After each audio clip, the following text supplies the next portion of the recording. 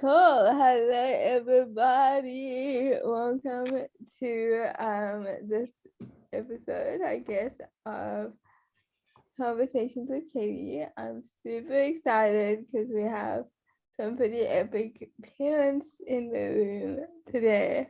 And I think it's an important aspect of a disabled person's life. Who their parents are and how their parents live with their disabilities as well. So super excited and happy that we have these hardcore parentals here. And I think it's gonna be a really cool conversation and an important conversation. So I think the first thing to do is to introduce you guys to everybody. So I think let's start with my mom and then we can go around the room like that. Hi everyone, I'm Zelda Mycroft. I am mother to Michaela, better known as Chaeli, and her elder sister Erin. And I am also the CEO of the Chaeli campaign, and I see myself as an ability activist and an inclusion activist and a disability rights activist. So that's the role I'm claiming to be a member of this panel tonight. Thanks, Chaeli. Cool. Let's chat to Bettina and Carlos for a sec. Woman first. I'm Cool. Betty, and I'm Brazilian. I lived in Italy for 17 years, where I met Carlo, and now we moved to LA 1 year ago. And we have a daughter with cerebral palsy. She had a stroke when I was pregnant, and now she has, in consequence, a cerebral palsy. And Carlo has one daughter from the first marriage with muscular atrophy. So we are a lot in this world of disability. And yeah, I'm managing Clara's career as an artist. She's 16 years old, and she's been a painter for 4 years now. And yeah, I'm managing all things for her, and it's our job now to do that. So yeah, we are also talking about inclusion, diversity, and how to make things better. My name is Carlo, and I enjoy getting into mischief with people that have got impairments, where we say, hey, let's keep far away. So I'll say to that, I enjoyed a lot reading the book Unapologetically Able. Is that right? And yeah, things will unfold now in the time that we've got ahead. Thanks, Carlo. Joe and Ellen. Hey. Hi, Chaeli. Sorry, I don't know if you guys can see us. Our computer has been acting up. But I am Ellen, and I'm a mother to a almost 17-year-old boy, Kudzai, with cerebral palsy. And it's been quite a journey with Kudzi, and we have come to be, what can I say, strong parents. We have come to be advocates in the way, in the process of being Kudzai's parents, because he has actually opened up a whole, what can I say, a whole situation that we didn't know, that we can actually be able to help other people who are disabled through being with Kudzai, through helping Kudzai as well. And it has made me quite a strong mother, a hardworking mother and actually an understanding mother in the process. So that is me. Okay, my name is Joel, Helen's husband. So whatever she said also applies to me because I am the father of Kudzai, a 17-year-old boy, like she said. So yeah, taking care of Kudzai for the past 17 years has changed me a lot. I have become strong to such an extent that I never thought I would manage to be as strong as I am. Sorry guys, our computer is acting up. Okay. Yes, it's all good. Okay, so yeah, I've reached a level of strength that I never thought I might have. We're managing. We were afraid that we might not manage taking care of him as he grows, but yeah, everything is going well with the support that we are getting from people around us, friends, organizations. The Kelly campaign, yes, coming on board. Whenever we need support, they are there for us. Awesome. Thanks, Joe. I think what's really awesome about this panel is that all the parents that are here have kids that have cerebral palsy, but I only just now realized this.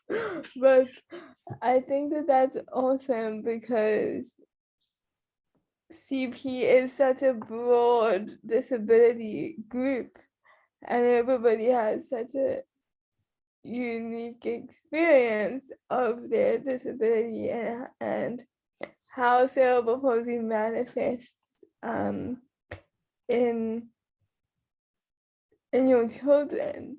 So I think I'm kind of middle ground in this conversation. And then Kutsi is like in a wheelchair and non-verbal.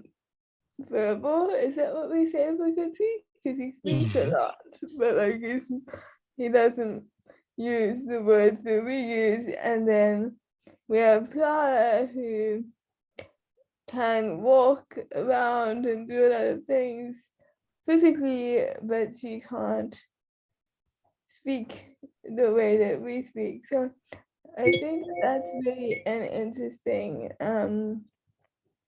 combination of human to really have a meaningful conversation about how it affects our life. And then I'll be here as like the token child with a disability to be like, this is how I've experienced that. So having said that, I think it would be really interesting to ask you guys just quickly, when did you find out that your child was disabled and how did you react to that news versus how you think about it now? So I think Bettina and Carla, do you want to go for that first? Yes, we discovered after Clara was 7 months.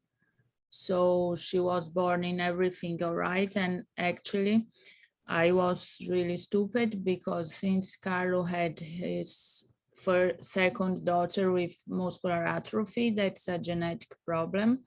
When we got married, I said I will not do this exam because whatever comes, it's okay and all that. And then when Clara was born and we saw that something was happening, anyone would say clearly because everyone was afraid that could be the same disease as Eldina. So and I was new in Italy, and Italy is a kind of racist country. So going to the doctor, he would treat me like, okay, every child has his own path and all that, anything's wrong. And then one day we were in IKEA and we saw a small girl the same age as Clara, and she was doing everything, crawling, and I said, okay, we have a big problem here. And then in the beginning, the doctor said it should be a small scar in the brain, because she was relatively okay. And when it came from the MRI, it was a disaster. So they said it was horrible and she would not be able to do anything, and she would not be able to organize her informations in the brain. So mostly she would be as a vegetable, not doing and understanding. And it was really a contrast with her in that age, because she was just not open her hand and she could move. So it was mostly physical problems. And then how we reacted, it was really hard to learn this. But in the end, I think Caro had an experience before, so it was not easier, but you know, something that he already lived. So, and for us, it was like accept the situation. So not looking for guilties or why this happened, that happened, and try to make things for Clara like work. So yeah, physiotherapy and these other things. And in the end now, how it is, she's teenager, so it's a kind of annoying time. But yeah, I think for me, then Carlo can speak for himself. I always say that I fought a lot with God, because I knew that God could heal her, and so why you are not healing her? And every birthday I was expecting that she would speak, and never happened. So I was always, okay, this birthday she will speak, and never happened. And then I said, okay, what I need to do with this situation. And we were really worried about her work or her life after school, because mostly, you know, after school is like kids with disabilities, the life is gone. They don't have any more life, and they just need to stay at home. And then, yeah, I started doing an Instagram for Clara, believing that she could become a digital influencer.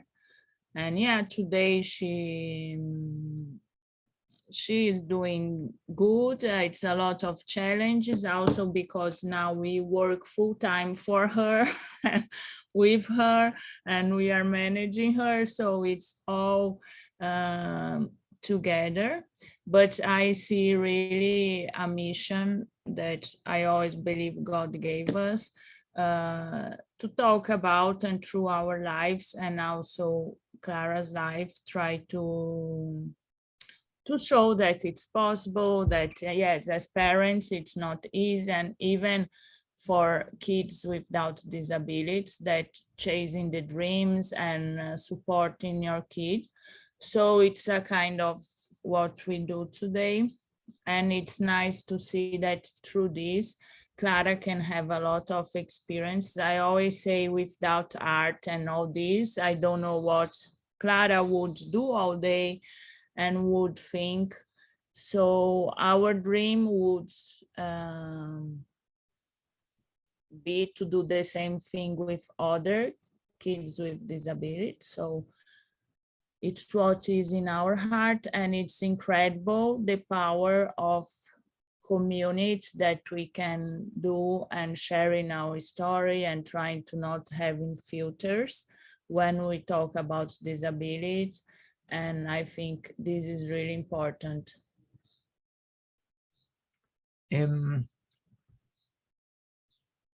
Yes, my ADHD, that is the dysfunction that we are that I get easily distracted.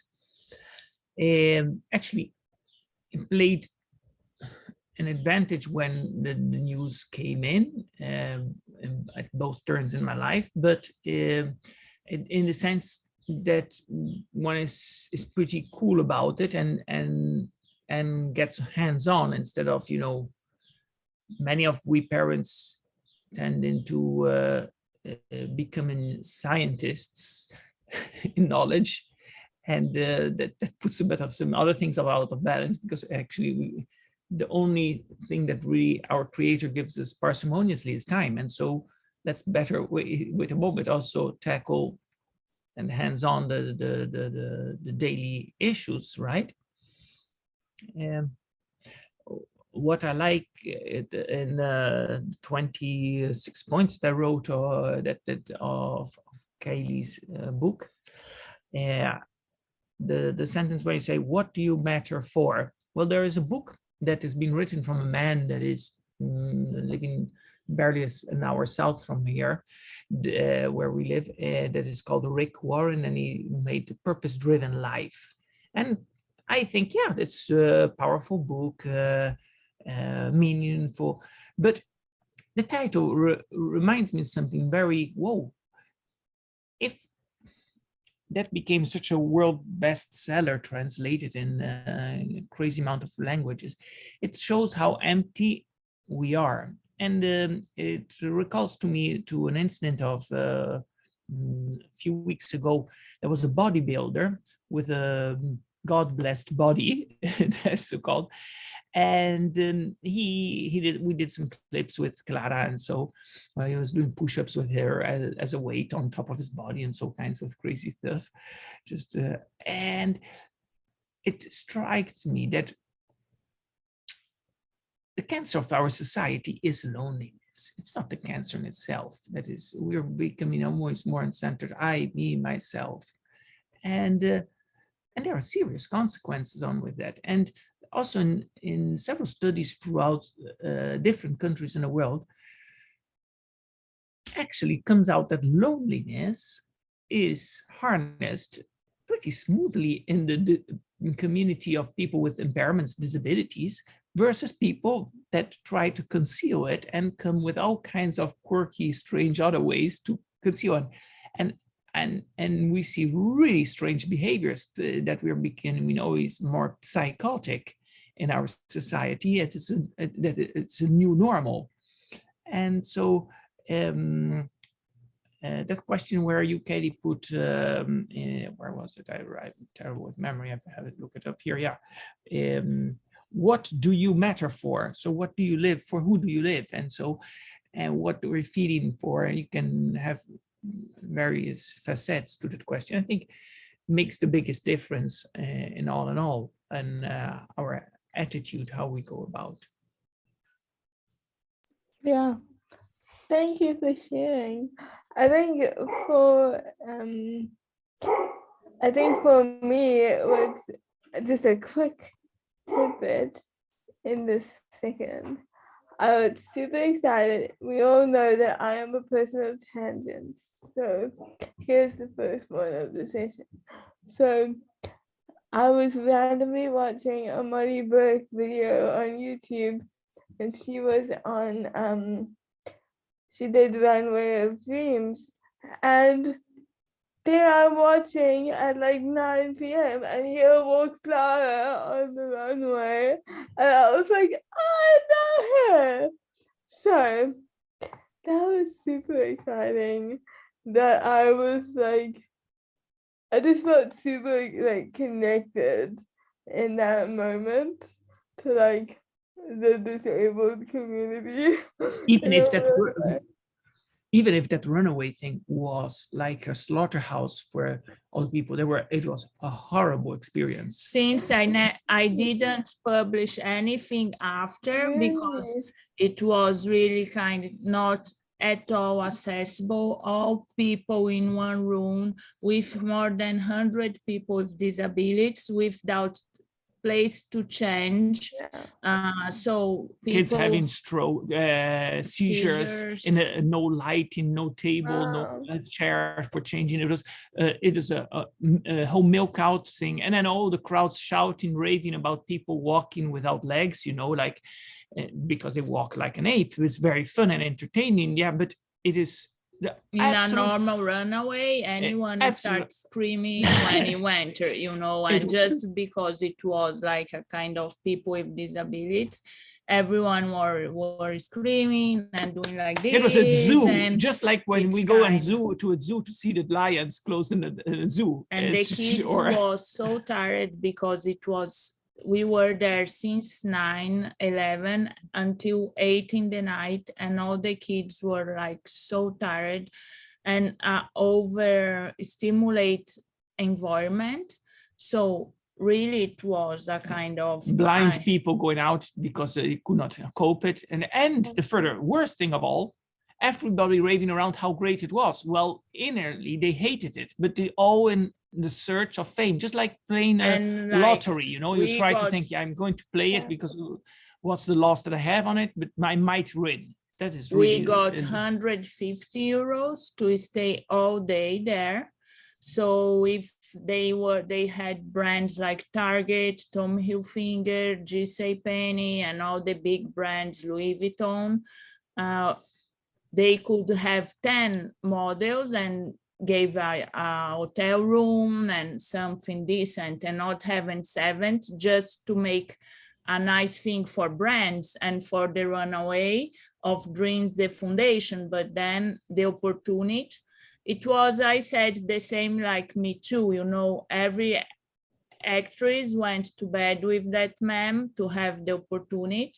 Everyone knew and nobody says anything because this is, and it's the same. So I never talk about this because I'm thinking what I can do to talk about and how to talk about, because everyone is saying it was wonderful and all this and we had great time, and in real it was anything about the models with disabilities. It's all about the woman that's doing this show and the brand. So it was really, and we went because we said, okay, it can be an opportunity, and everyone thought that. But from there to be treated so much without any not dignity. respect, but you know, kids with disabilities, they can't stay there 10 hours with noise and not having a place to sleep. Or we need to change Clara in the middle of people because they don't have dressing rooms. And if you have people with disabilities, you need a bed, and you need, and if you have 7, 8 models and you have 2 dressing rooms, already then it's complicated. Yeah, I think this is the big thing that people don't really recognize when you are disabled and when you have disabled children, is that it's a very nuanced experience, and there's so many layers to everything, and things that don't seem like big deals are big deals. but the woman that's organizing, his son is in a wheelchair, he has a disability. Yeah. And they did this show a lot of times. So, you know, it's that it's just seeing what you want to see, but it was all about her and the brand. So yeah, I felt really bad, and I said, okay, now what we can do? I'm not publishing anything, and for me it would be a very good history because Clara cried a lot and she didn't want to go, so she went. So she did, you know, she played fake. It was all fake, but she just played with just no, she went crying on the runway. So it was a very good movie with a lot of views and shares. But I said, I'm not using because I'm not sustaining this. Yeah. And I think that's a role of parents, you know, is to sort of know what we like. You have to figure out what you stand for as a parent, and then conversing in bed, but like you have to put that into your kids as well, that belief in yourself. And I think that Mama Ellen and Joe, you guys have done that really well, because Kudzi doesn't speak the way that we do, but he has a lot to say, and he's gonna let you know that he has a lot to say. And so I think in that way, you guys have really empowered him a lot, because he knows that he has things to say. And he's a smart dude. And so he wants you to know that he's a smart dude. So you need to wait, and he's gonna figure out how to tell you the things. So can you guys share a little bit about Kudzi and how you found out about his CP and like all that good stuff? Thanks, Chaeli. So we discovered that Kudzi was disabled when he was 8 months. So we did think that something was wrong, because he could not sit, he could not grab anything, he could not smile, and obviously everybody could tell that something was wrong with this child, but not knowing anything about disabilities, not having seen disability before, a disabled person before, we just thought maybe there was something that could be done, it will be fixed. So at 8 months, I went to the doctor to say, okay, this is it. My child cannot sit on his own. He's 8 months old, doesn't have facial expressions, he cannot reach for a toy, and that doctor didn't have much to say. He just said, okay, I'm writing a letter. You're going to the hospital, to a big hospital. Okay. He said, just go and give them this letter and they will take a look at your child. Okay. So I did that, got to the hospital with him. When I walked up the hospital, it was like full of stairs. I had to go up a lot of stairs. So I'm up the stairs, on the wall, there were pictures of disabled kids. And I'm like, what's going on here? My child doesn't look disabled. That was the thing. There was nothing wrong with his, from his face to his body, everything was okay. So I must be in the wrong place. Okay, let me keep going. So I went up, knocked. So I sat on a bench next to a lady. Looks like she has already been coming for a while. And she's asking me, oh, hi, how are you? She was so friendly. Oh, how is your child? How is he doing? Have you been coming here for long? I'm like, it's my first time. And I'm scared now, holding my child. So scared. So she's tried to make a conversation. I couldn't, I was shaking actually. So eventually my turn came, I went in to see the doctor. The doctor took the child, he read the letter, took him, put him on the bed, he examined him, we were talking. What happened at birth, I told him he was not breathing, it took time. And he was in a 9-day seizure at the hospital. After day 10, then he came out of it. So he actually was straight and he said, your child is disabled. He's got what is called cerebral palsy. And it's not something that I'm going to tell you that your child is going to walk tomorrow, talk tomorrow, sit tomorrow. He might sit next year or not even sit forever or sit in 2 years or 3 years time. But we can do therapy, physiotherapy to help with development. So from there, it was quite painful. It was really, really painful, just thinking about the whole disability thing and considering where we come from. Sorry, we are originally from Zimbabwe, me and Joe. Yes. So disability is actually not considered a natural thing. It's not something that can just happen for no reason. There should be something behind it. There should be a bad spirit or something causing it, or maybe you did something wrong. There's a lot of things around it. So, all those things came to mind. Okay, what could have gone wrong? Who could have done this to me? Why? You question all these things. I got home. Actually, I was in town. He was out of town. He was working out of town. So he came for the weekend, and then explained to him. I really don't know how he felt at that time, but we thought, okay, we're going to take this one day at a time, and we needed to tell our families to see, because it was a big deal, a very, very big deal. They needed to know that the child was disabled.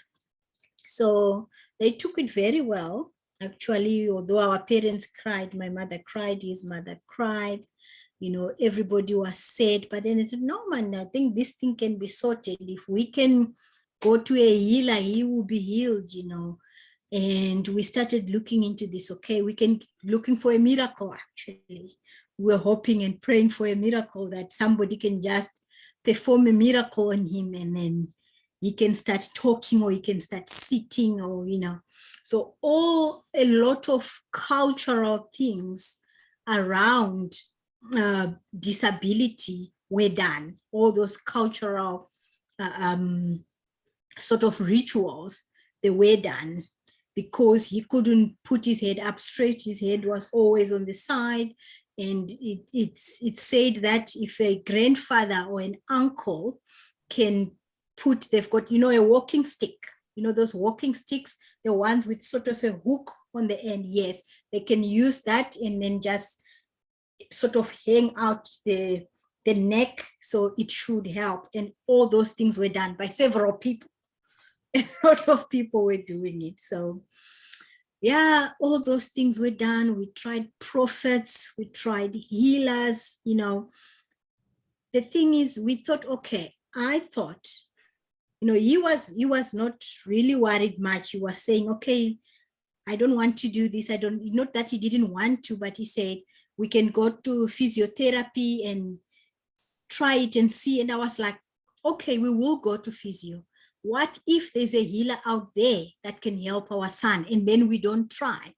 So we had to try these things so that I could, mostly me, feel satisfied that I tried everything for my child, so that deep inside I can say, okay, I tried. It didn't work, but I tried it, you see. So we tried all that, and that really didn't work. I was still going to therapy. I went to different hospitals for physio every month. We were doing physio at home 3 times a day. We had a book that I had to follow. He was doing when he comes back from work. I was at home doing it all day. And during that process of trying to deal with CP, Kudzi was also very sick. And every second week or every month, he was sick with something different.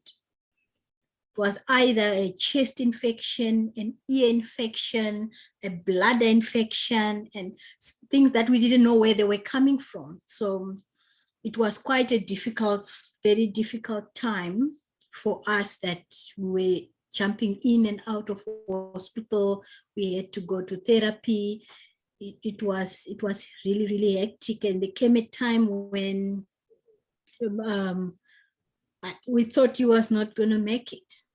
We thought he was not going to make it. Then I remember one time, I think I mentioned it in my stories, Elder, when we did Kudzai's story, that Joe was not there. He had gone for a funeral. One of his workmates, the father, passed away. So they had to go with him to bury his father. And I was alone with Kudzi at home. And then it was around 6 o'clock or 7 o'clock. I was getting ready for bed. And then he started throwing up. He threw up. I didn't know where that came from. Everything, including me, I was soaked in vomit. I took off my clothes. I changed 3 times. I took off the bedding. There was a heap of clothes on the floor.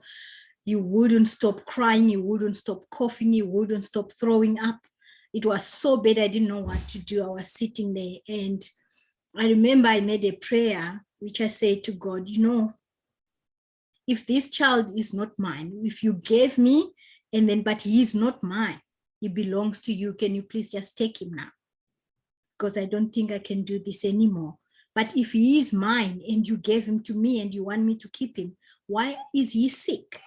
Can he just stop being sick and I can just deal with him being disabled, you know? And the next day I managed to get hold of Joe. He came, we went to hospital and Kudzi was treated, and then we came back home. And for a while, he was not very sick for a while, you know, and then we started going back to therapy. And then we moved here to Cape Town. And when we got to Cape Town, he was growing up. He was a bit better, not so sick anymore, but still he could not do much. He could not do much. He couldn't even turn, just to turn to the other side. He couldn't even do that. So we got here, we started therapies again, more intense therapies every month, a wheelchair, you know, and it was so difficult to get a wheelchair. I remember I carried Kudzi on the back until he was around 8. Yeah. Yes, he was so tall that his legs were hanging just below my knees when he was on my back. That's how hectic and I had to travel. And then we got our first wheelchair, which was a buggy that we got in, and then we got Kudzi into school. We managed to get him into a creche. We were working with one of a speech therapists who said, you know what? I think Kudzi is very clever. Why don't we try getting him into a creche so long? And I said, okay. She said, we only have one creche that can take him. It takes disabled kids. It's not a creche, it's like a home. But they will be able to, like, you know, be with him all day and all that. I said, okay. She gave me the phone number and I phoned them. I spoke to the lady. So I said, I've got my disabled son. He's 8 and we're looking for a creche for him to go. And she said, oh, I'm sorry, we don't have a creche. We have a home. We take in kids who are disabled, like we take them, like you give him to us. That's what because I couldn't understand when she said take them. I'm like, what do you mean? She said, you give him to us and you can visit him anytime you want. We take care of him. You can come and see. I said, no, I don't want to give you my son. I'm looking for a creche, you know, for a place for my son to start learning. She said, no, we don't have that thing here. So, okay, thanks, goodbye. So I went back to the hospital, spoke to the speech therapist again, and one of the physios. She's like, okay, we need to do something. What can we do about it? I said, I don't know where to start, but we need a creche. So at that same center, there was pensioners from London. They came from London to volunteer. So they already had a number of kids around the area who wanted to be in a creche or in a place where they could start learning. So the therapist and me and those people from London and the owners of the place decided they're going to start a creche.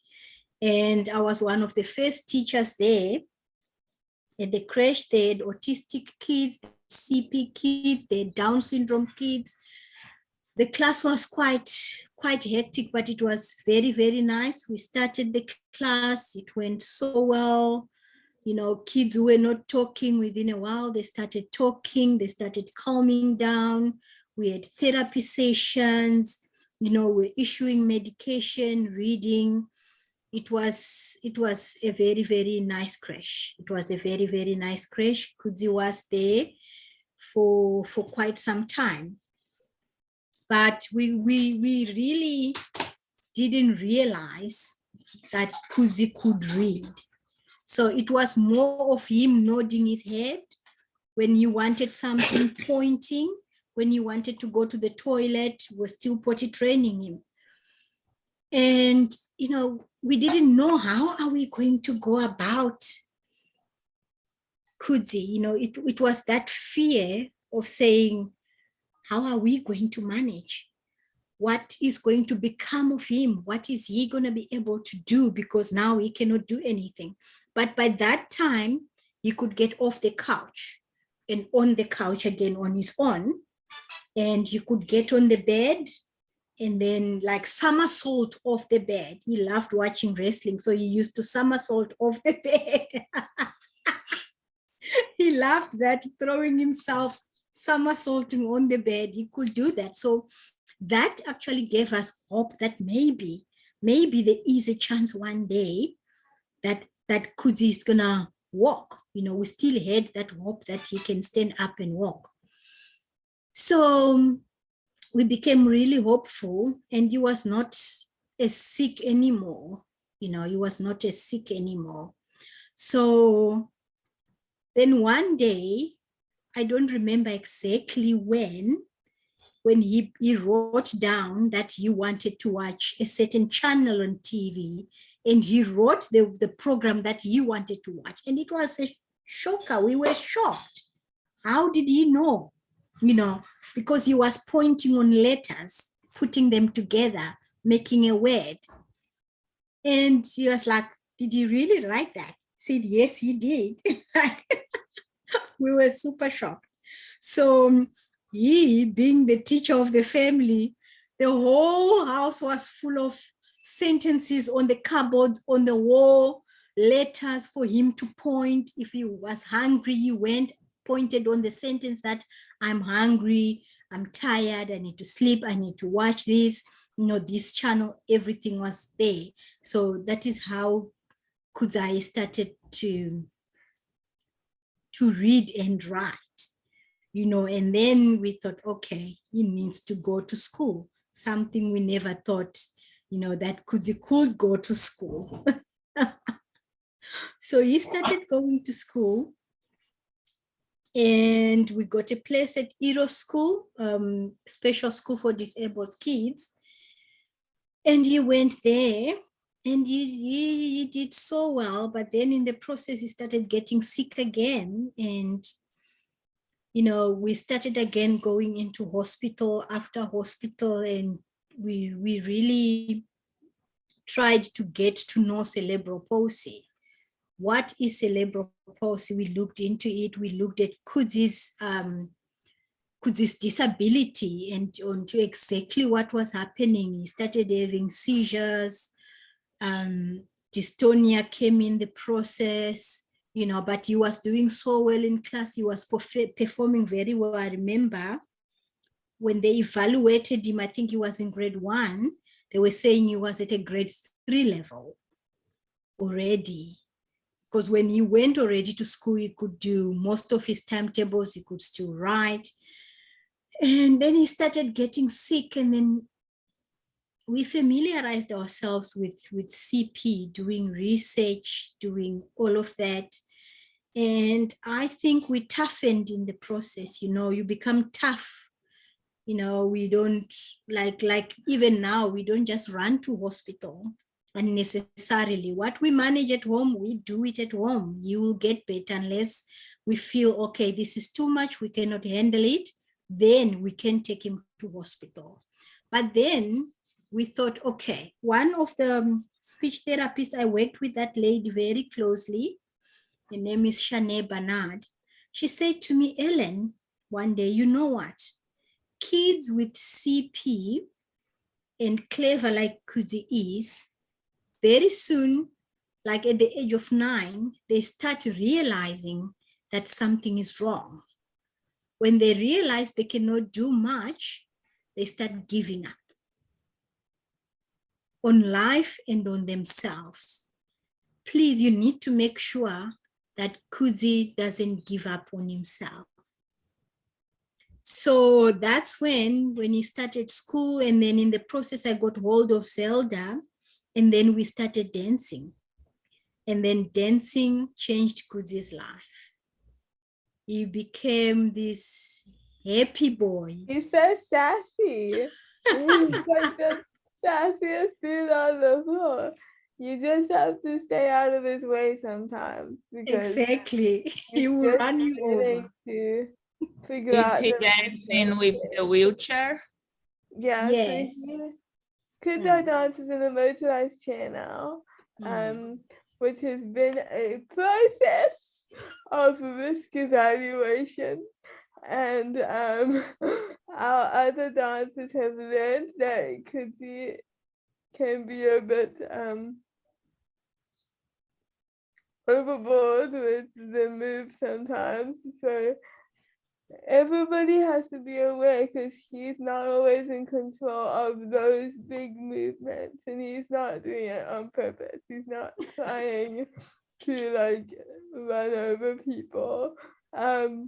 So I think building that awareness in people around Kazai as well about the fact that he is severely disabled, but he is also severely capable of doing what he wants to do. It's just gonna maybe take a second.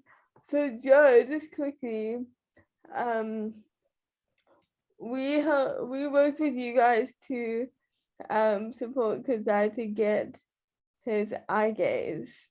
And I know that that's been a whole process for Kazoo to figure it out how to use it and how to communicate with it. For you, Joe, as like his dad, how was it to actually hear what his thoughts were and to have him be like, Dad, I need to have a sandwich and I would like it to have this and this and this and this on it, please. Like how was that for you as a dad when he's been your kind of a Kuzai decipherer now, where you can understand him because you know him, but how was it to kind of just have it be simple for a little bit?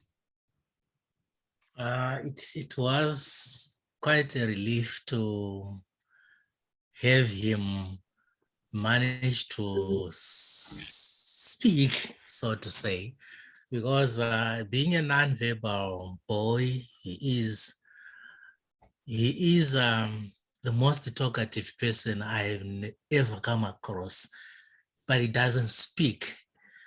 Kudzai would nag you the whole day unless you give in. So it was very difficult without an eye gaze because you had to get what he was saying because he would not stop. So now at least with his eye gaze now, he can express himself. And we got to know some things that we didn't know about him because now he can express himself. He can tell us what's on his mind with his eye gaze. He has adapted so fast. Even the people who were training him, when we got it, we went there after I think about 3 weeks for his training. And what they had planned to train him, he had already gone past that stage. So the only problem that he has is of spellings, but he does wonders with the eye gaze. Now before the eye gaze, I used to be by his side because all the time I had to help him do something.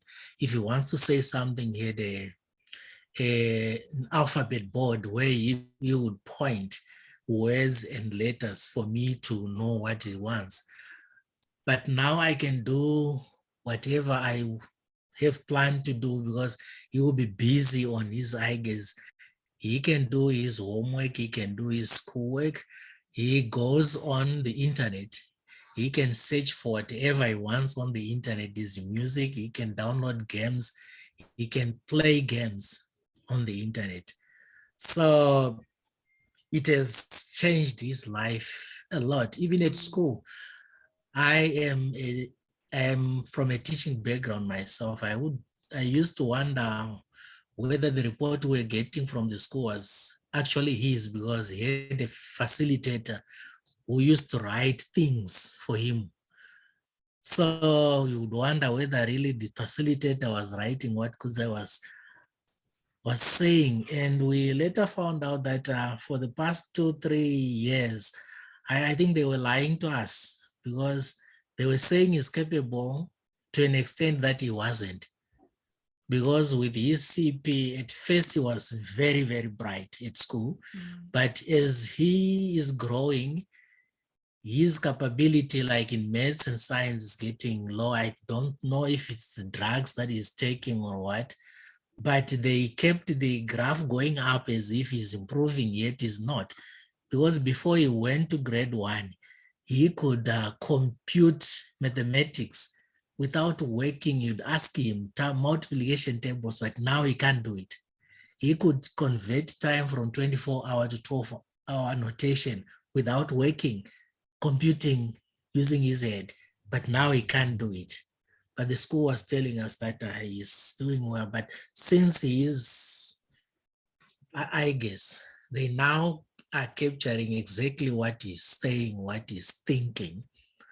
So that, I guess, yeah, has been a relief to me, has been a relief to everyone. We can do things whilst he is busy on it, and he's independent now. We just need to work on his spelling so that he can truly communicate, because sometimes it says words he doesn't want to say because he has misspelled the word. Yeah, that's awesome. I think that that machine is so cool, and I think like I want one. I don't need one, but like there's so many things that are available to disabled people that are so cool that I'm like, if I had that disability, I would definitely get that. Because that like it's the coolest thing. I'm just listening to like Kudzi, this little dude from Zimbabwe, have like a deep American accent. It's just like the best thing. It's the best thing ever. And I feel like it's very cool that he's empowered in that way to actually be able to use his own words. And I think people underestimate how important that is for a disabled person to be able to use your own words and express yourself in the way that you need to. So Mom, I want to ask you quick, because we found out about me pretty late. At 11 months, it's not that late. Yeah, but later than everybody else here. So I like nearly had my first birthday, and you were still like, my kiddo is normal, for lack of a better word. Yeah. So like obviously I know what happened, but how do you think that affected your understanding of me and like what we could do, and how did that change how you approached like raising us, I guess?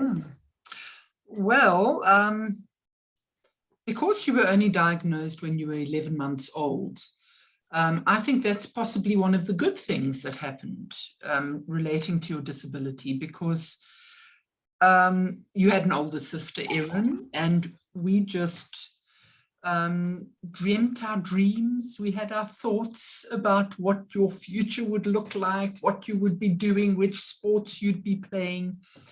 And when you were diagnosed with CP, first of all, I didn't understand what that was. So, and I'm not a great researcher where I went to delve into every aspect of what CP is. So, and I also think I wasn't ready to accept what some of the medical professionals were telling me. So I, for a long, long time, thought that you would walk. And it wasn't, I've never ever, it sounds weird, but I've never ever thought of you as being anything but perfect. I know, my babes. I really thought, you know, you were a beautiful, perfect baby for 11 months. And then we discovered that you might never walk. And in my mind, you were still my beautiful, precious, perfect baby who now needed to be supported in being the best that you could be.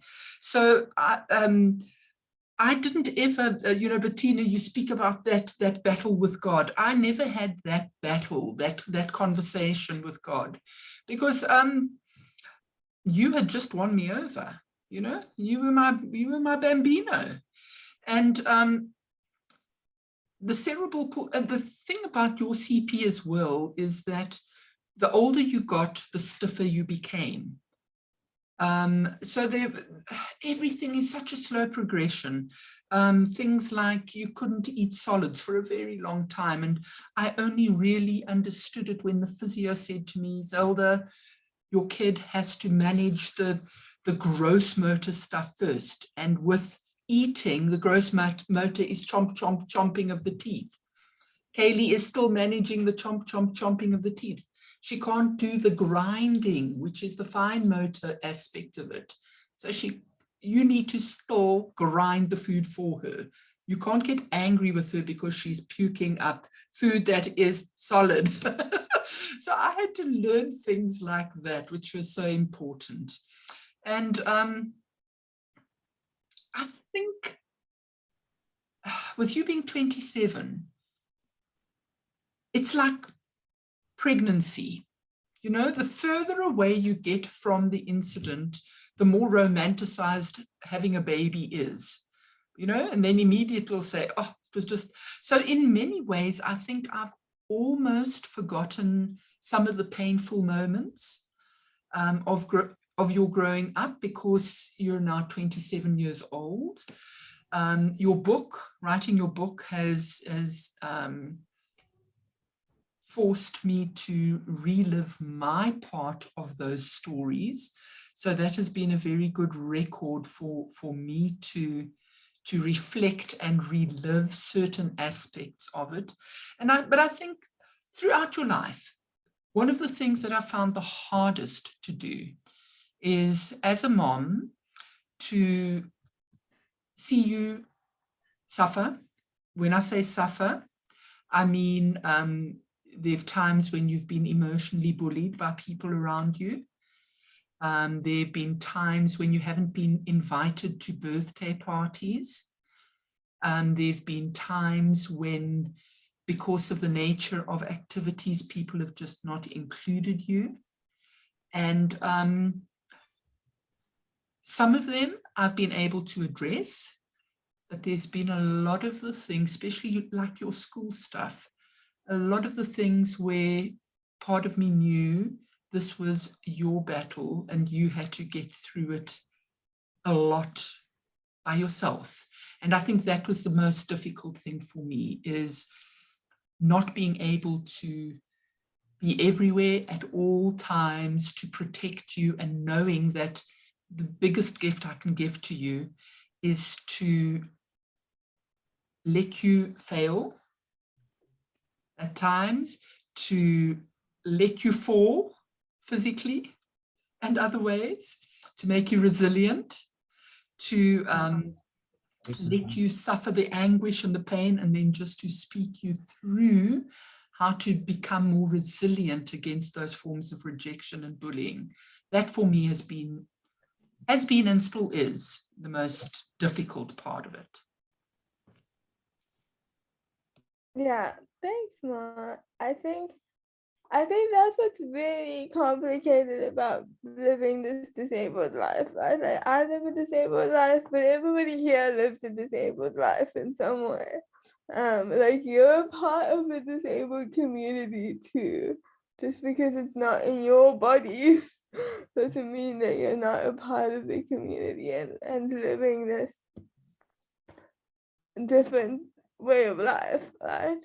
And I think that's really an interesting dilemma that I think exists, because for me as a disabled person, I think I was like 11 when it started, when I was like splints are stupid and I'm not doing it anymore. And like, I think there's like this point where you as parents have to also like listen to us as people who do have it in our bodies, like because it lives within us, it gives us a level of authority on stuff. And even if people don't agree with what we're doing, like there has to be that level of respect that it is an experience that is happening in my body. So for me, the question, I guess, and any of you can answer this. My question then is, how do you not make your whole life and your child's whole life about how disabled they are? And yes, that's my whole question. Anybody can give that a go.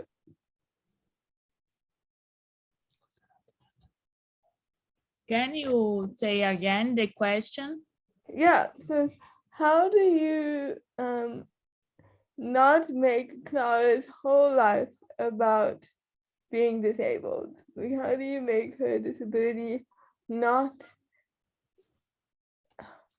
as big of a deal for her in her day-to-day life? Because I think it's important to recognize the bigness and the impact of disability on a person, but it doesn't have to be the whole focus of your whole existence.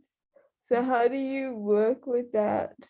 I think for me, the thing I'm very grateful that I never follow any group or moms with the same because I just enter when we went in the newspaper and some people contact us.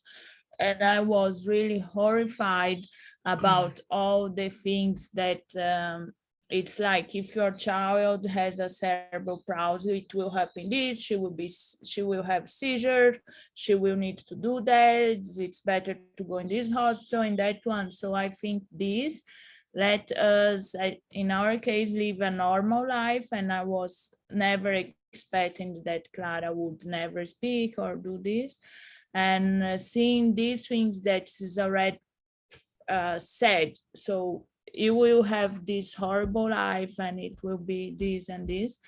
And I even know now where is the big legends of Clara and the medical terms. And when I see other people, they know everything exactly the medical term. And I think these letters, and living with Carlo, of course, because he is not normal in the sense, was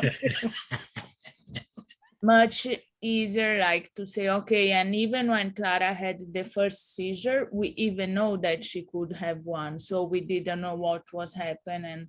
So we always took so like, she's not having a disability really, you know, and this help us. And since today, and now today I say, Clara, you are behaving like a disabled person, and I don't like that. So, you know, because I think it's important that she understand that if she wants to behave as a disabled person, we need to treat her as a disabled person. So if you are not doing that, she needs to realize. And I say, I'm sorry that I'm your mom, but as until I'm alive, for me, you are not disabled and you can do better. So I don't know if it's right or not, but I know that she can do a lot of things, and she hide herself behind the disability. Also, I think it's normal, okay, but like yesterday, she was putting the shoes by herself, and it's really difficult. And I was filming, and it was 5 minutes that broke my heart because I couldn't help her.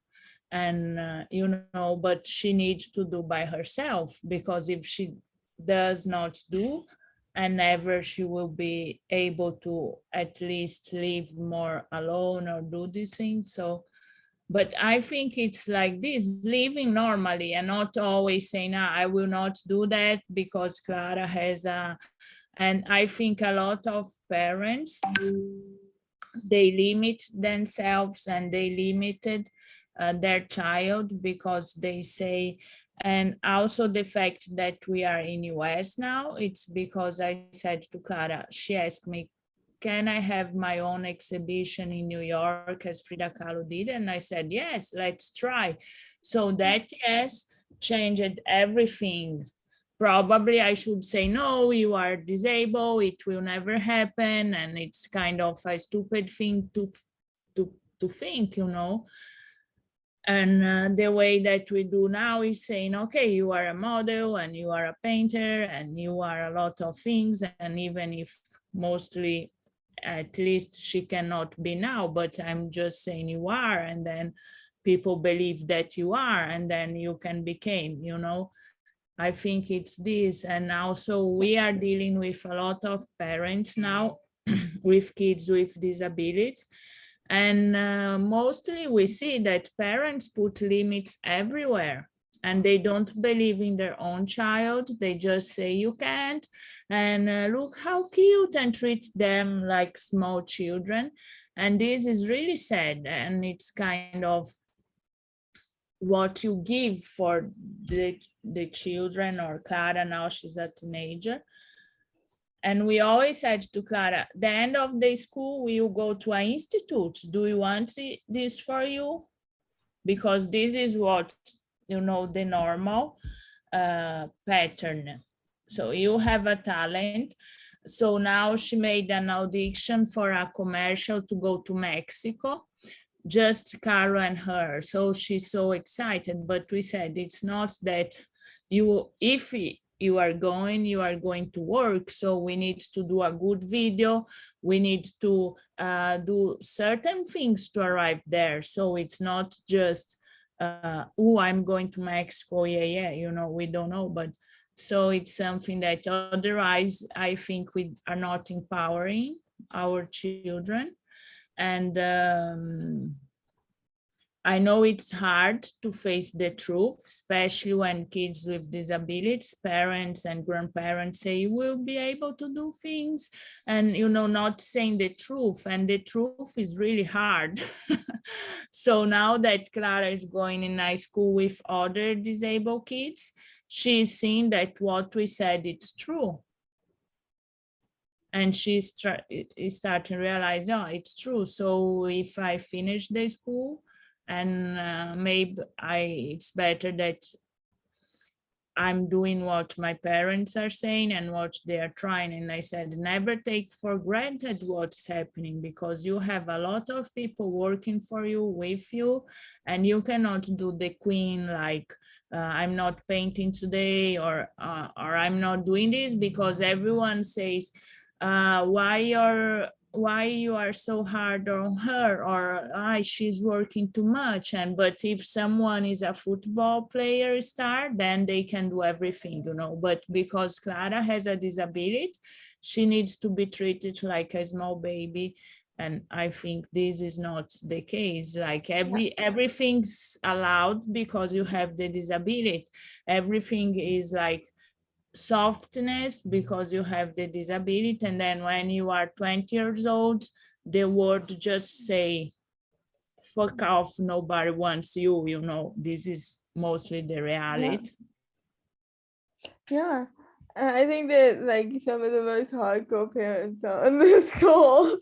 But I think that's a good thing, you know. I think as disabled people, and like quite honestly, we learn to manipulate systems because they're not designed for us. So we gotta make it work where we can, you know. And you learn how to play with people's feelings and like figure out how to get what you want, because you gotta be a hustler actually as a disabled person. And I think as parents also it's difficult to find courage when everyone is not against or our family doesn't agree what we are doing.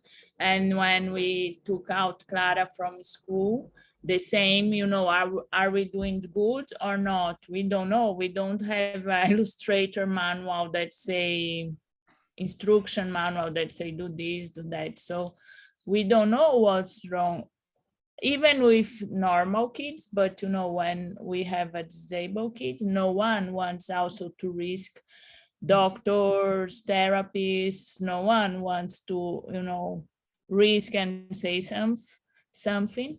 So I think this is hard, to have courage to do what we think and follow our heart, what Yeah.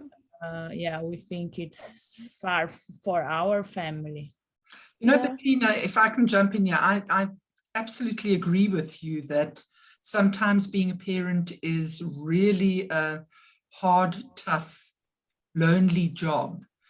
And I've often sent this message through to my children, is that sometimes you just have to accept no one is coming to save me.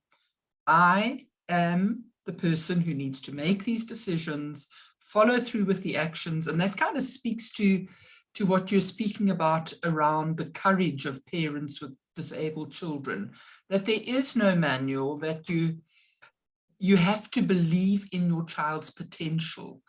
And Chaels, if I can maybe, I said here in the chat as well that having expectations of your children is so important, which you mentioned, Bettina, but equally important for me was having expectations of other people's children.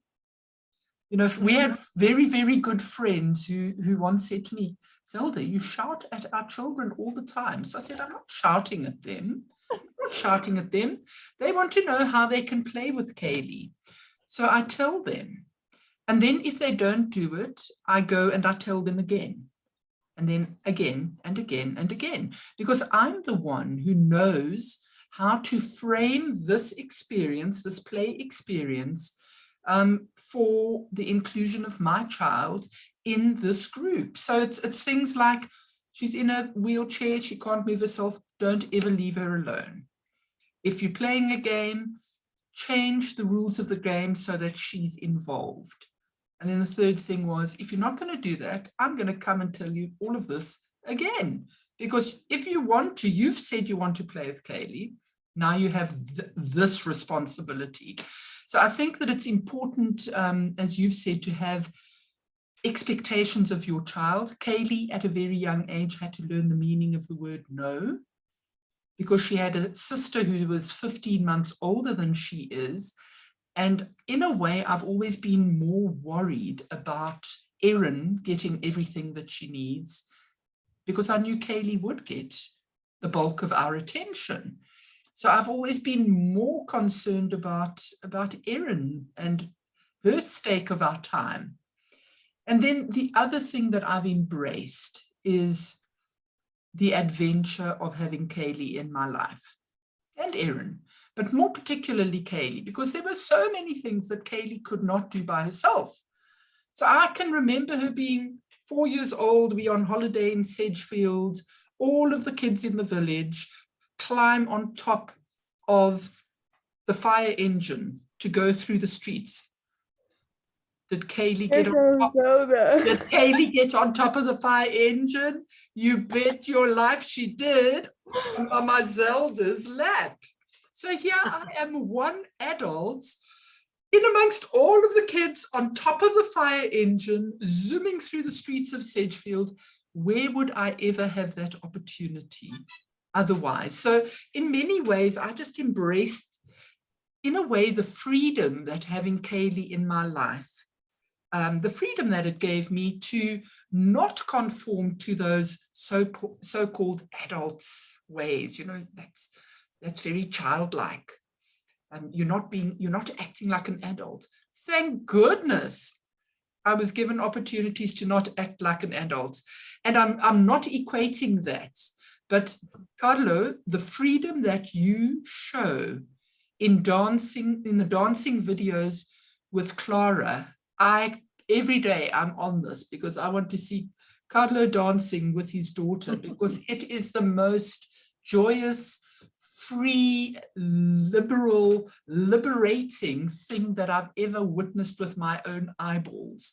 And when we are on the beach, Huntington Beach, with you guys in September, this mama is going to do a wild dance with Carlo, Carlo and with Clara as well. And I can't wait.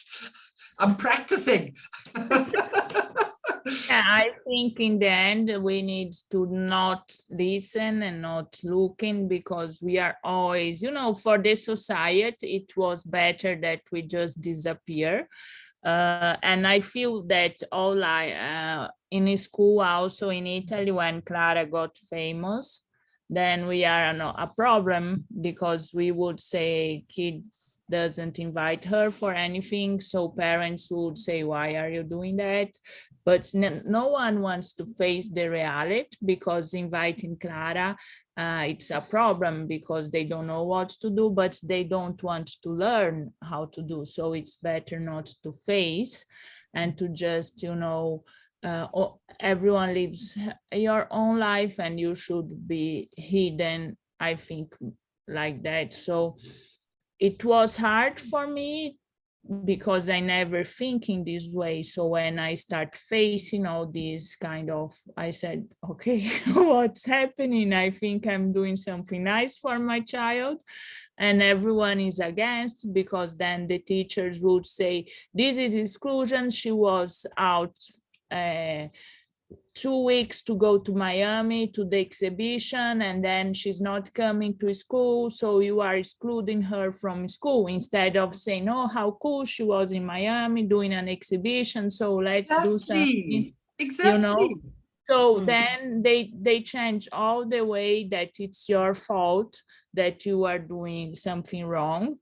And actually I always say, we are doing something now like good, because we are risking everything, our money, our life. So now we are here, and if doesn't go what we are investing in, you know, and then when we see what is happening around, we say, okay, God, it's the way to go. But it's not easy, because I feel a lot of people are against, because we put them in difficult to face and to think about the environment.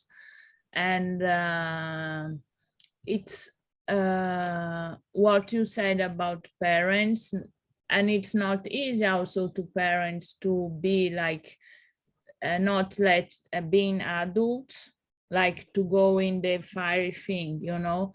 It's a lot of parents are just hiding their child. They don't know, because they don't have support, or we are a multicultural family, so you know, it's a lot of things, or they are afraid of the doctors. Because has a lot of things not nice in the health system. So it's complicated also for the families. And now in Clara's school, we have situations, even imagine that kids cannot be filmed because they have protect care that yes, they you are in an know. institution because of problems between parents and so on. Yeah. You know, I've got a question. I forgot your name. Ellen and Joe. Ellen, right? Yes. Ellen, you know, I do not stop thinking and rethinking when you said that they faced you very earnestly. Hey, this turn point, if you don't build some new stimulus for your son, is going to die. And it woke up. I've seen so many kids die from cerebral palsy, as you call it, natural death, you know, because of this lack of stimulus. And what makes me think now that the age of Chaeli and the other case of my daughter that is turning 29, is something, again, a very delicate phase. Because like Chaeli, that doesn't have anymore dancing partner, that dancing is, it's something looking like more at the past as something now part of the life. It's a real important challenge. And there are sayings around eagles that if they break their beak when they are in their 30s and they pull their feathers out and they don't eat for some weeks, then they reboot their life system and they gain another decade or so of life. And even if that's in nature, actually is very questionable. It's very mythologized, but it's a very beautiful and very necessary metaphor for us. In any case, for we all typical people. And also, furthermore, to take super earnestly for we in an environment that we share life with people with different impairments, to think, hey, that has happened once now in your life. And Helen, you rebooted your son, but as you're saying, hey, now it's we are all lazy, in whether it's physically, socially, and mathematically, or whatever. And and we've got this magnetism that brings us to the end appointment of our life. But if we can come, okay, life can become more tough and more complicated, but there is this thing that it's not the disability that defines us, as you were pushing in, is very, very, very serious and painful issue to be tackled, to get serious about that, because it's more challenging to reboot life when we're facing going towards 30 than when we're facing to become 10 years old. And already it was super challenging at 10 years of age already, but the game becomes tougher. It's basically raising the bar, and and disappointments are around the corner, and it's how we're going to harness those disappointments with forgiveness and all the rest of the consequences, that we can strike still more and shine still more, be a light in the darkness that shade is reserved for each one of us. I mean, there's no way out about that. I mean, what is laying ahead. Yeah, thanks Thank for you, that. Carlos. And then do you want to respond quick? Yes, I said thank you, Carlos. I think as parents, if we do not give up, and our kids will not give up as well. So in the process of everything that we did with Kudzai, I said once that he doesn't realize that he's disabled in a way. Kudzi doesn't realize, because I remember Chaeli in Ambassadors that he attended last time, when he had to write the things that he would want to achieve, or I think you said goals, and he said his goal was to become a soccer coach. And there was something else he said about cycling. He loves cycling so much that if somebody hears him talking about cycling, you would think that he gets on the bike himself. That's how much he doesn't realize that he is disabled. And we love to keep it that way, that he doesn't see limits, that he doesn't want to be defined as disabled, because once you tell a person that Kudzai does cycling, dancing, paragliding, surfing, and all that, oh, how old is he? He's a sportsman, he likes to say he's 17, and okay, once they see the pictures and they see him in a wheelchair, they shock on their faces to say he's disabled. How come he's doing all these things? So yeah, I think disability doesn't define him, and we intend to keep it that way. And we're still trying to figure out what more can Kudzi do, especially with his eye gaze, because soon he's gonna leave school, maybe next year. He needs something to do. He needs something to keep him going. you know. Ah. So we just still hoping we can figure something out and you can still continue a sporting journey. I was thinking Awesome. about that we're in a society now that all this art is migrating to digital art. And so with this acronym of NFT, and there's this the world's gold rush that has been lived ever more with a scary form of greed and speculation. And they're all often doing especially apes and all kinds of very imbecile, simplistic faces. But what I was thinking is there's something in the community of people with disabilities that is very fascinating, that we're far more free. And we must not underestimate this value. And where things that just very simple that we find pretty normal, we don't put much value on it, but others are putting actually more value than we ourselves in it, in this world. And so this sense of also touch of more irony on ourselves that we can be juggling and leveraging. And that was making me think, if one would build up a whole data bank of all very funny, crazy faces, expressions that are in the context of with the disability, like when Bettina was showing me the photo of your son, with an outstretching posture in the front, you see that the head represents more than half of the body.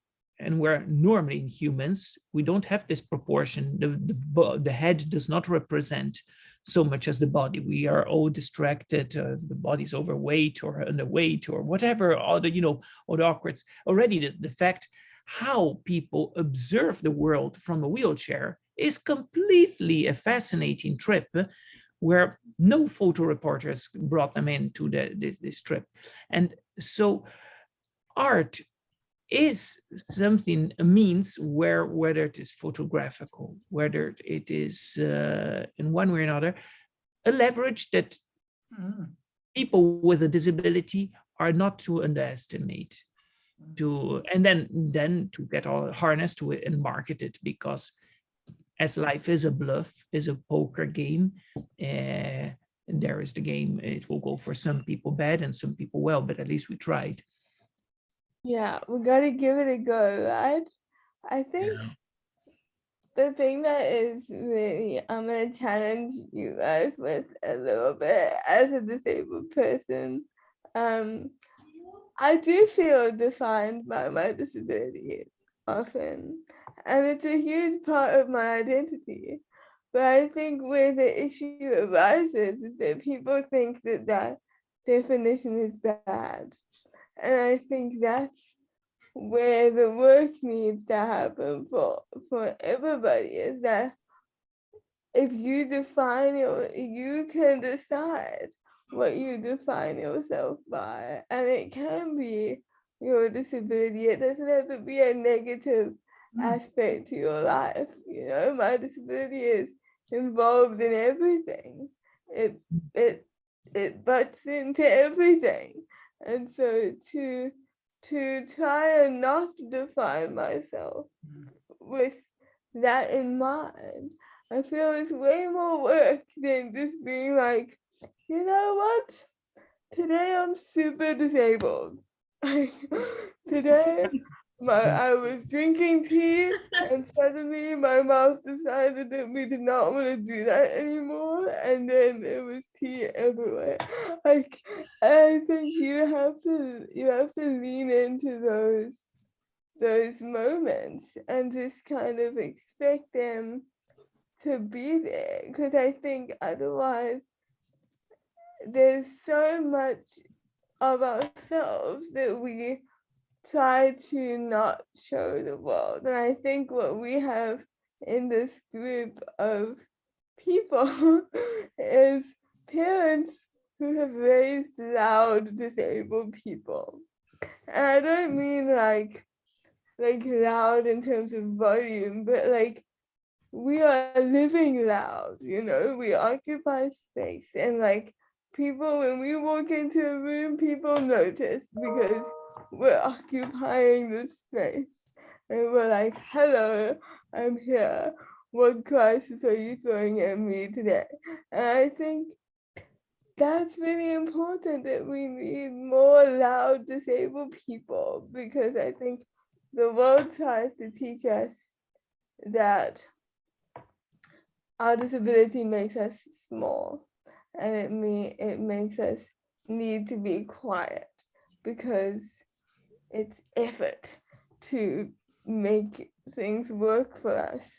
But I think I'm really grateful that I've been raised I've been raised with expectations on me, but also I've been raised to have expectations.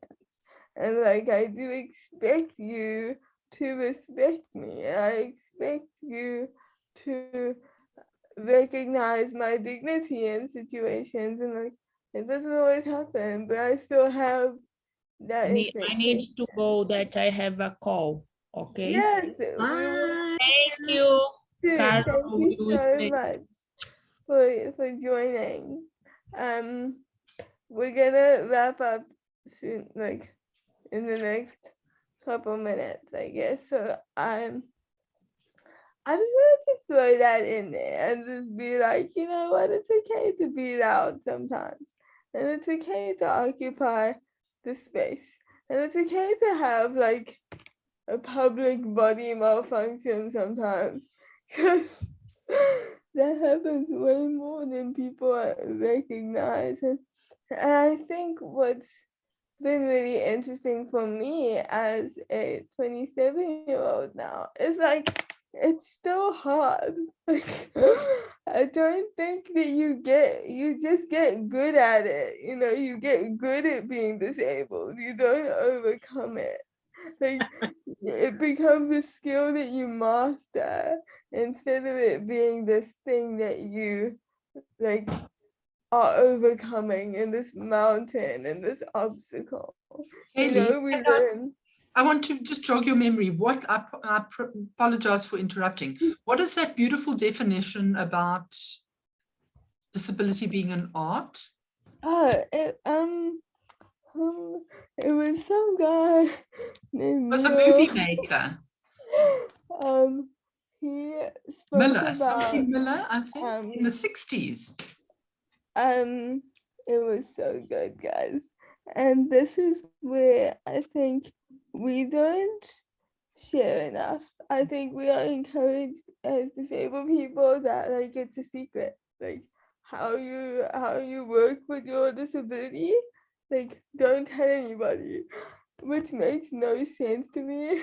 And there's a very like protective attitude towards being disabled, and not in terms of like protecting your children, but protecting the experience, where you can't understand my disabled experience, but people can. Other disabled people can understand my disabled experience, even though it's unique to me. And I think we need to really encourage more sharing, because it's hard out here. And it doesn't get easier, we just get better. Like, and so I think that that's what makes disability hard as well, when we have it, like when we have CP, because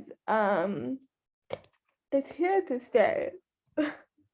Like, this is not like a flu that we're gonna like deal with and it's gonna be hard for 2 weeks and then we're gonna be fine. Like, it's here, it's with us, and we need to learn how to live with it and make it work with us. And that's my approach to my disability. Yes, and furthermore, people that are growing into a disability, in our cases, so right, Yeah. we can be a mighty blessing with people that are suddenly facing disability from an trauma, because we do a lot of reactive decisions when we suddenly step into this world, unknown world. And Yeah. we also, that is a whole other asset value, that the world is getting always better and better clinically prepared, but socially we are way behind on how to, harness a new challenge and saying, hey, in that phase where there's all wet cushions from all the tears that of desperation of saying, why am I alive?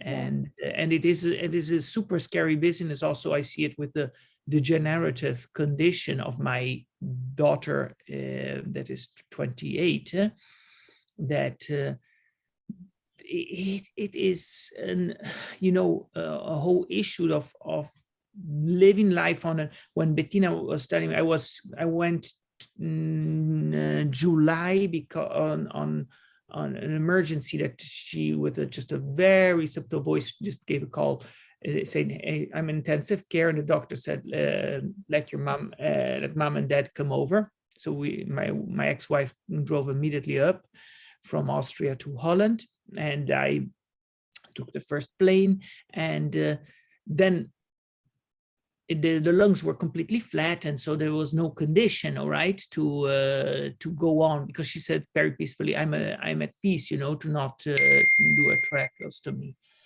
And the doctor said, oh yeah, well, get back on the wheelchair, at least we die on a wheelchair instead of on bed, that's part of your body, and so it as a such a thing. But what ended up that in that week I worked 100 times of, pushing the catheter out when she was just choking. And they were all very amazed, also very, very scared because of the brutality that I went hands-on with this operation. And then looking after that, I said, what a big liar am I? I've been all my life long. I grew up my daughter saying, ready to die, ready to live. The moment we're facing death, and we're just within not even many minutes off, really, we're talking about more measuring of seconds, and saying, hey, it's so harmonious and we're living so peacefully on this death of loss. I'm actually all the time resurrecting her. And then now she's got a lot of new puck to live and everything. She's also very blessed that she's a coordinator of caregivers for independent living in a co-op, that they have 600 caregivers for 700 people with disability, between 20 people with disabilities, basically, just a couple of people with no disabilities. But what made it very hard is that at the end, there's always more impacting and serious consequences around the thing. And like just you, Chaeli, that started tackling the incontinence a lot later than many people in life. Many people, you say you are your family, you are a lunatic. Sorry, you're not taking things. And I am standing there a bit in this paralysis of a posture, saying, I understand very, very well Bettina saying, well, but the consequences are so heavy, must be more German, hey, attitude. Let's now realize, what does it mean if you would come here and visit us and you're dying with us? I don't want to have, and then it gets so complicated. The ex-wife coming over or whatever, saying goodbye or whatever, all the mess. My other daughter that needs to go back to work and also on. There are very, very many painful issues that they get always more intricate and complicated. And there is that makes it paradoxically today's more difficult than when I got to know about the disability back at the first question.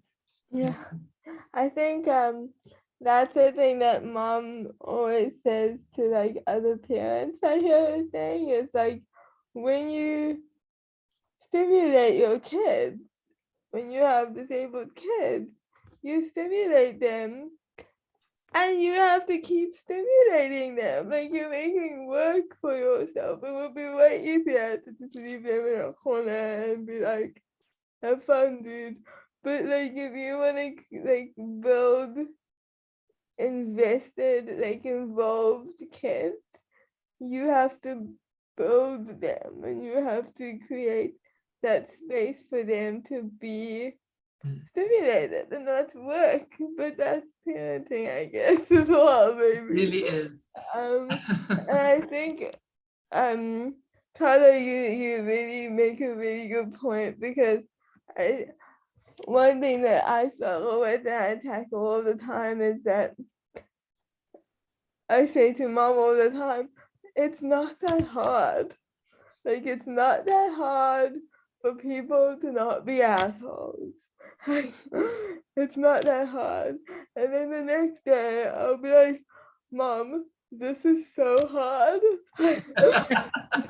It's so hard. And I think, like, I get some random dude at like an ATM, and it sends me into a spiral, and it's like, it's so hard and so simple at the same time. And I think that that makes disabled people and the people around us like superhumans, actually, because we're balancing all these different experiences, and we're figuring out like how to do the things in a space where the world is saying that we're not supposed to do the things.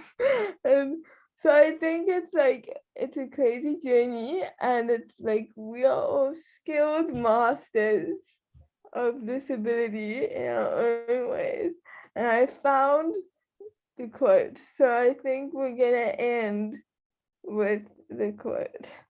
So it's a playwright, Neil Marcus, and he said, disability is not a brave struggle or courage in the face of adversity. Disability is an art. It's an ingenious way to live. So with that, I'm gonna say thank you so much for your genius and sharing your genius with us.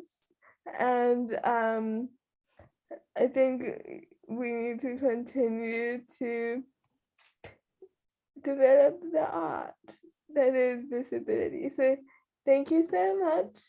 And I'm excited to see all of you soon. And I want to get to know that other couple personally. Yes. They are Would love to awesome. get to know you too, guys. Would like Yes, to. this is what it's The about, only like thing- connecting. Yeah. They tell me, my brothers, everybody that knows me, if you go to Africa, I've been just to the border of Uganda, but never ever anywhere else. But sorry, of not even Uganda, of what is above Uganda, the big country that confines with Egypt. Sudan. DRC. Exactly. Right at the border there, but nowhere else. But what they say, if I go there, you'll get the Africa sickness. You don't want to leave it anymore. Exactly. And if you come to Cape Town, it's even worse. It's worse. Because We got mountains, well, besides the mountains and the sea, Chaeli, you've got homes that you can come and live in. So the invitation's out there. Bring some LA to Cape Town, and we're going to bring some Africa to LA. And the thing is, once you visit Africa, like you come to South Africa, it's in you. So you take it with you as well. And me, it's not that African flavor. Yes. For me, it's about living. I don't believe so much in vacations. I believe much more. You go in, and this world is so, superficial in relationships, and also we're traveling way too much and just doing things in a rush. And well, Carla, we're gonna connect you with Ellen and Joe after this then. Okay, Lovely. Maybe Kuti can do some art. Let's see. Yes. Because he's quite good with technology. So we hope maybe he can move to art using the computer, because he's quite good. Digital art, He explores the absolutely. computer. Chaeli, we must book Kudzi up John. to Jean. Yes. Yeah, Look at this, guys. digital art. Yeah. Making connections and things. Okay. It's another new tangent. Yeah. Awesome. Thank you, everybody. Thank you, everybody. Thank you, Thank you, Chaeli. Thanks, We will Chaeli. talk soon. Thank you, Ellen and Joe. Thank you, Carlo. Bye. Love to Bettina as well. Mwah. Bye, Bye. Zelda. Bye, everybody. Ciao, ciao.